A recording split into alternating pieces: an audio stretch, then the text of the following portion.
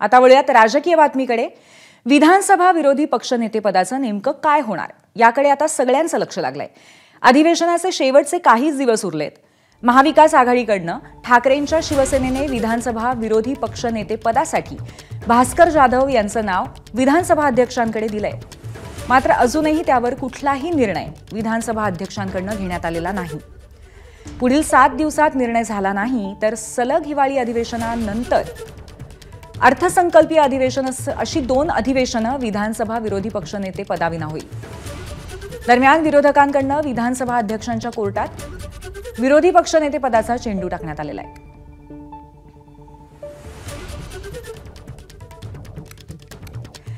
आपले प्रतिनिधी वेदांत नेब आपल्या सोबत आहेत। आपण त्यांच्याशी या संदर्भात चर्चा करूया। वेदांत, विरोधी पक्षनेते पदाचा हा निर्णय जो प्रलंबित आहे, लांबणीवरती टाकण्यात येतोय, त्याची कारणं तांत्रिक आहेत का राजकीय आहेत?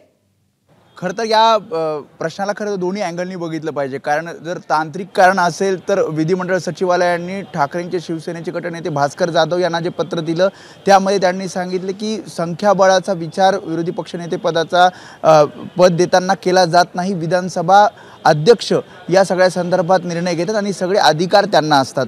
त्यामुळे ज्या प्रकारे शिफारस भास्कर जाधव यांची ठाकरेंच्या शिवसेनेकडनं विरोधी पक्षनेते पदासाठी करण्यात आली आहे, त्यामुळे विधानसभा अध्यक्षांना आता यावर निर्णय घ्यायचा आहे। 4 मार्चला हे पत्र विधानसभा अध्यक्षांना दिलेलं आहे आणि 15 दिवस झाले मात्र अजूनही विरोधी पक्षनेते पदासंदर्भात निर्णय घेण्यात आलेला नाही।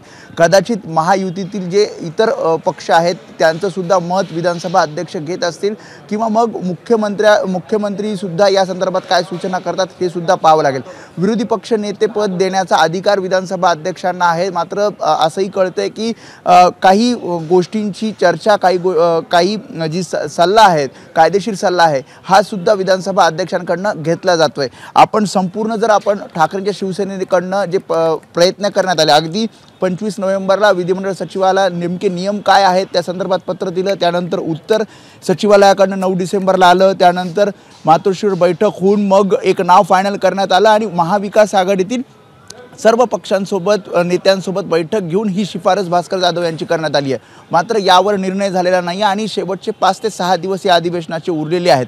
त्यामुळे विधानसभा अध्यक्ष या 5 ते 6 दिवसामध्ये तरी निर्णय घेतात का, आणि जर निर्णय घेतला नाही तर सलग 2 अधिवेशन म्हणजे हिवाळी अधिवेशन आणि हा अर्थसंकल्पीय अधिवेशन विरोधी पक्ष नेते पदाविना जाणार आहे। आणि त्यामुळे प्रयत्न वारंवार केले जात आहेत। मुख्यमंत्री, विधानसभा अध्यक्ष यांना भास्कर जाधव त्यासोबतच महाविकास आघाडीचे महत्त्वाचे नेते आहेत ते भेटतात आणि विनंती करतात। मात्र नेमकी अडचण काय आहे हे अद्याप कळू शकले नाही। जसं तू म्हणालीस की याला राजकीय कारण आहे का, तर नक्कीच महायुतीतील इतर पक्षांचं सुद्धा म्हणणं या सगळ्या संदर्भात जाणून घेतलं जाईल आणि तांत्रिक बाबी, ज्या कायदेशीर बाबी आहेत किंवा जे काही नियम आहेत त्याची सुद्धा तपासणी यामध्ये केली जाईल। मात्र याला किती वेळ लागतो आणि निर्णय कधी घेतला जातो हे मात्र सांगता येत नाहीये।